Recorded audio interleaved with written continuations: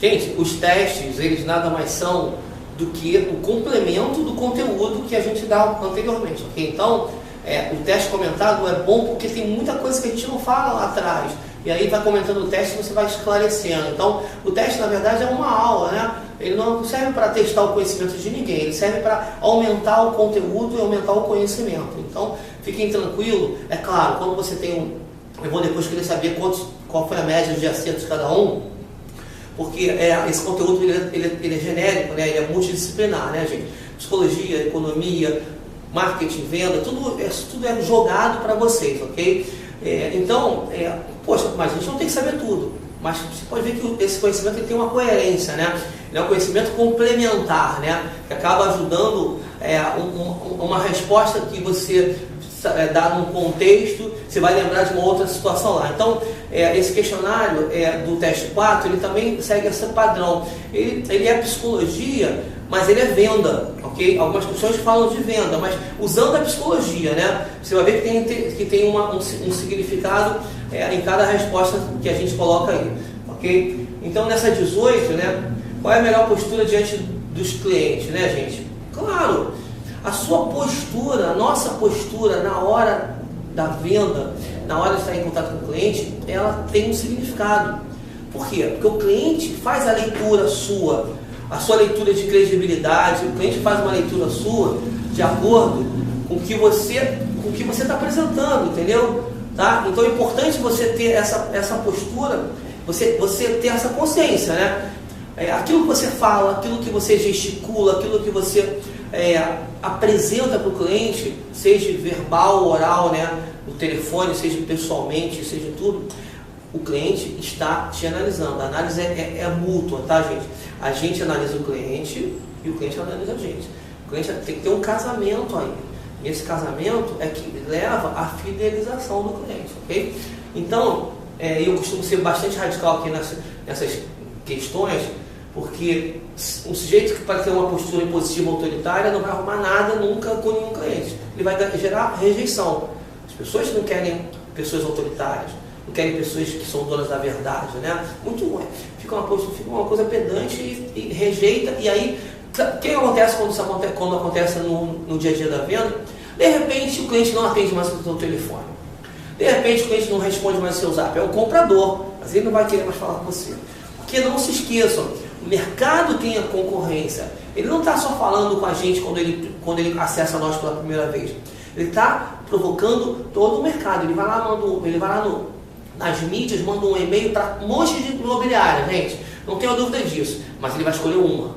E aí, tudo que você fala, o tempo da sua resposta a ele, tudo isso são conclusões que ele vai chegando para escolher a Eco como a consultoria que vai levá-lo à realização do seu sonho. Então, jamais seja positivo autoritário, jamais seja carinhoso e passivo, né, gente? Isso aqui é típico de quem tem medo de perder, o consultor que tem medo de perder a venda, então ele fica tão solícito, tão amável, né, com o cliente, tão dado, né, cara? Perdeu, o cliente não quer isso, isso é uma postura para quem a gente conhece muito, né? A gente pode ser assim, então não tenha essa postura jamais. Amigo e aconselhadora, essa é uma postura que lá na frente, quando você dominar o cliente, quando você tiver o cliente na sua mão, você até pode utilizar eventualmente uma postura um pouco mais próxima do cliente, mas não é o normal, tá? Porque senão vira amigo. E se virar amigo, não compra. Amigo nos nossos amigos a gente aceita tudo, né? Então, você está vendendo. Se o cliente virou teu amigo, né? E é muito comum isso acontecer, tá, gente? O cliente viu mais de 10 imóveis, perdeu a venda, virou amigo. Tá? Não se deve fazer isso jamais, tá bom, gente? Então a terceira, a D é a resposta certa, que é a técnica imparcial e positiva, né? Sempre positivo, sempre imparcial, mostrando os dois lados. Esse imóvel tem um defeito, não deixa de mostrar, mas enfatiza as qualidades. Deixa que os defeitos, não omita-os, mas também não carregue sobre eles, porque nada é perfeito, né? Você não vai mostrar nada que seja o melhor, a maravilha do mundo. Agora, você não pode deixar de falar coisas que podem interferir no futuro do cliente, na vida dele, ok? E técnico, porque quanto mais técnico nós formos, a postura técnica, ela isenta a gente, ela carimba a gente de qualquer outra interpretação. Quando você é técnico, você é aceito, Você está ali para ser um profissional técnico. É claro, ser técnico, mas ser carinhoso, né, gente? Ser carinhoso, ser educado, né? Ser solícito, ser presente, ser pontual, ok? Então é isso que a resposta certa é a D, né? Bom, na 19, eu já vou para um caso real da consultoria imobiliária, né? Que é aquele caso real, o cliente comprando, e aí o cliente, de repente, ele fica um tempo fora, ele botou o dinheiro na poupança, né? São 600 mil reais, a poupança não acompanhou a valorização dos imóveis, até hoje não acompanha, né? Talvez agora, nesse cenário de crise, deve estar acompanhando sim, mas no cenário que a gente viveu anteriormente não acompanhava, o imóvel valorizava muito mais. E aí ele quis comprar, né? Depois que viu que o investimento dele não foi compatível, então ele perdeu o valor para comprar onde ele queria, né? E aí, vai fazer o que com os clientes? Ele tem 600 mil reais. Gente, a regra é uma: gastar o dinheiro do cliente. Temos que gastar o dinheiro do cliente. Ah, mas ele não vai comprar onde ele sonhava? Pode não comprar agora, mas vai comprar depois. É melhor do que ele continuar deixando dinheiro na poupança, que aí ele nunca mais vai comprar onde ele queria. Agora ele tem uma chance: compra, guarda mais dinheiro, daqui a 3, 4 anos ele vai comprar onde ele realmente quer, entendeu? Tá? E aí essa postura tem que existir, tá? Então vamos lá. Dentro dessas questões que a gente está vendo aqui, convencê-lo a comprar em outro bairro da Zona Sul onde o dinheiro permite, ok? Vamos ler as outras antes da gente responder essa, mas aqui é uma técnica que está indo perfeitamente. Não é para gastar o dinheiro do cliente, então ele tem que direcionar ele para outro bairro, caro, porque senão ele vai comprar com outra empresa, vai vir outro imobiliário, vai lá mostrar um imóvel maravilhoso no outro bairro e ele vai comprar. A motivação para ele ficar em Botafogo é mínima, ele não apresentou aqui. Nenhuma motivação impede de comprar em Botafogo ou comprar no Flamengo. São detalhes de um bairro ou outro, é muito próximo, tem toda a infraestrutura que um bairro tem, outro tem também. E assim vai em toda a cidade. E nas outras cidades também a mesma coisa. Um bairro do lado do outro aproveita, vai sempre aproveitar a infraestrutura pública que o bairro tem ou privada, né? Você no Flamengo, você em Alcântara, você pode estar ali do lado do Columbandeira, você em Nova Iguaçu, no centro de Nova Iguaçu, você está do lado perto da Posse, e por aí vai, né? Então são exemplos que a gente vai dando para que vocês possam exatamente saber o seguinte: é possível, nós aqui determinamos isso, onde o cliente vai comprar, a gente que determina, acreditem, a gente que determina, né? Então a melhor resposta aí, sem ler as outras, né?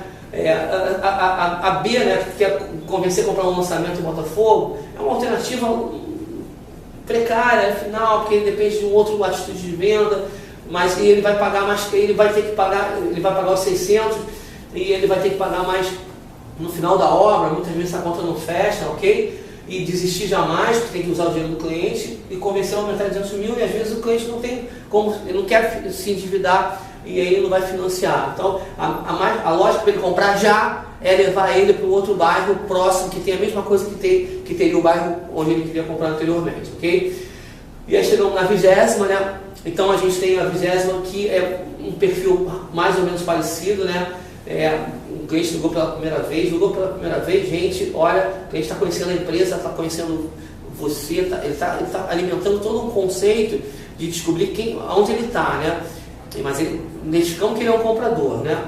Identificamos pela ansiedade dele, pelas perguntas que ele respondeu, então identificou realmente que ele é um potencial comprador. Então, que ele pode comprar já. Se ele é um potencial comprador, é a nossa atitude que vai fazer ele comprar. E aí a gente pode fazer isso de várias formas, mas tem que fazer, aplicando a técnica de segurar o cliente, para que ele não veja outros imóveis em outros lugares, em contas imobiliárias. Então a gente tem que segurar o cliente ali numa componente mostrando uma determinada quantidade de imóveis, no momento que ele consiga comparar, fazer a comparação, mas ele fica conosco, ele não vai para outra imobiliária para poder degustar com outro corretor. Você tem que segurar o cliente com você. Ao mesmo tempo, você tem um prazo, porque o cliente está no impulso, na emoção, e nesse momento a gente precisa fazer com que ele compre já, ok? Senão a gente perde.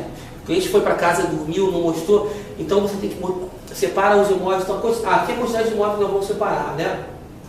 Vamos mostrar todos disponíveis, gente? É muito tempo, confunde a cabeça do cliente, não dá para ser dessa forma, não dá mesmo, né? não atendeu enquanto ele não vendeu o seu imóvel, poxa, ele precisa vender o imóvel.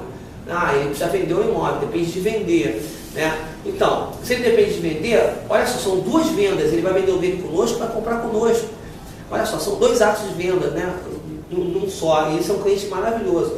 Então, quando você vai para ser, né, vai marcar para tomar um cafezinho, convencê-lo a vender o seu imóvel primeiro, é muito fácil isso, né, gente? Não, o cliente quer ver um imóvel, então mostra o melhor imóvel para ele, deixa ele com vontade de comprar aquele. Porque quando ele fica com vontade de comprar aquele, ele vai vender o dele mais barato e vai vender com você com exclusividade, porque ele gostou daquele que ele viu com você.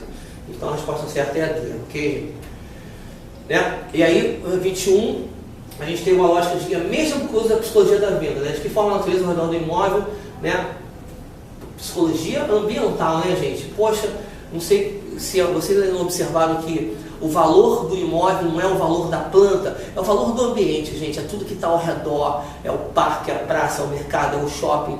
Isso é que compõe o preço do imóvel, não é só o prédio e a planta não, tá? Então, nesse sentido, o ambiente é fator fundamental na decisão de compra, né? Por isso que eu enfatizo sempre nas palestras, no treinamento isso, porque contribui muito, né, gente? Contribui muito, interfere muito e determina a venda. Procurem sempre valorizar, priorizar imóveis que tenham áreas de lazer próximas, áreas verdes, que tenham ambientes naturais, seja de praia, seja de praça, que tenham ambientes favoráveis à compra, um bom comércio, uma mobilidade, ônibus para tudo quanto é lugar. Isso tudo são fatores ambientais que determinam a venda. Então a resposta certa é a D, né? Na 22, na 22ª, a gente vai falar do determinado cliente, deixa eu só repetir quantos imóveis... isso aí. A quantidade de imóveis que a gente tem que mostrar para o cliente, ok? Na hora que ele confirmar a compra, a visita, né? Porque a gente tem um monte de imóvel, né?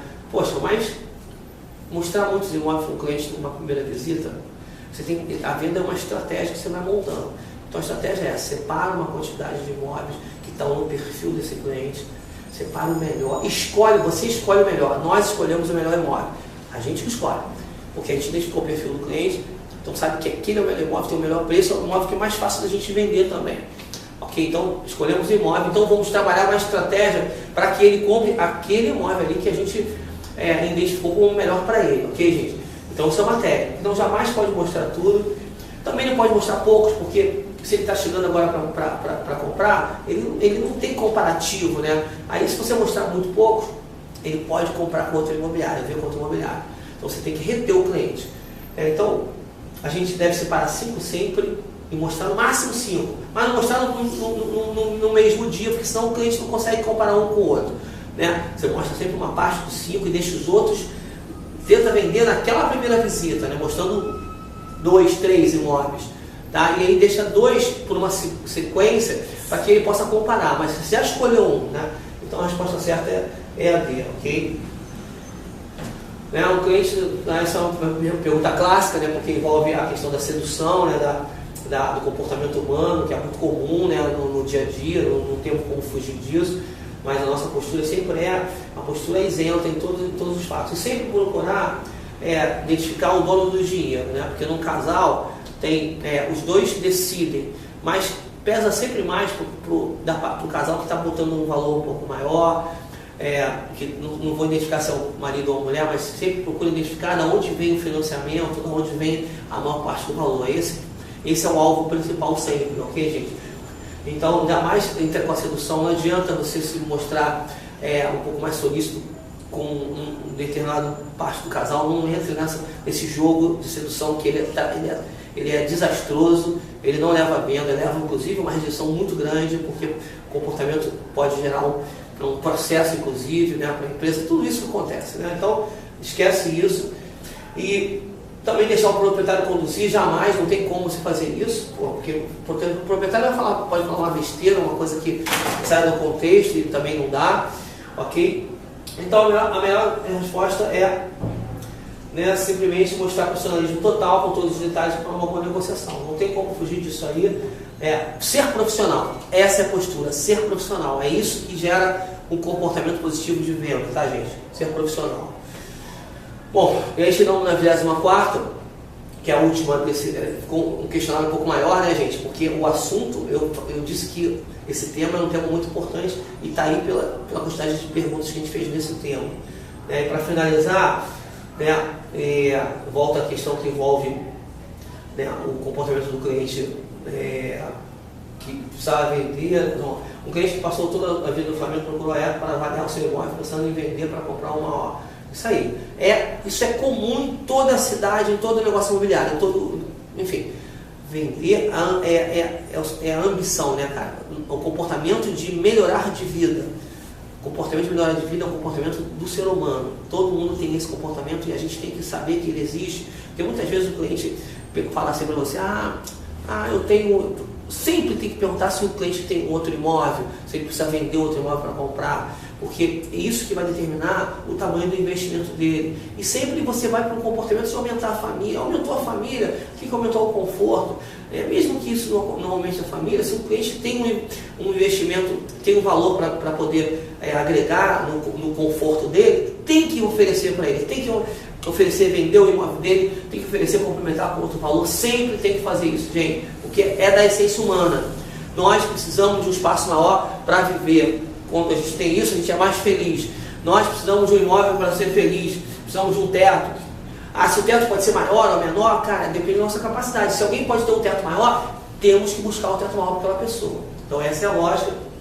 E nesse sentido, essa pessoa vai precisar vender o imóvel dela, né? Então, se ela vai precisar vender o imóvel dela, e aí a gente tem que fazer o seguinte, olha só, fechar o cerco do cliente, né? Fechar o cerco é simplesmente fazer com que ele venda o imóvel dele só com a nossa empresa. Por quê? Porque isso é uma consultoria, né? O prazo que ele precisa vender para comprar o outro, tudo isso são datas, né? São processos que têm que ser gerenciados, né? Porque envolve contratos, envolve prazos de entrega, envolve financiamento, envolve tanta coisa ao mesmo tempo, quando é uma operação casada, que a gente chama, que tem que ter, você tem que amarrar a venda dele. É sempre muito importante isso, tá, gente?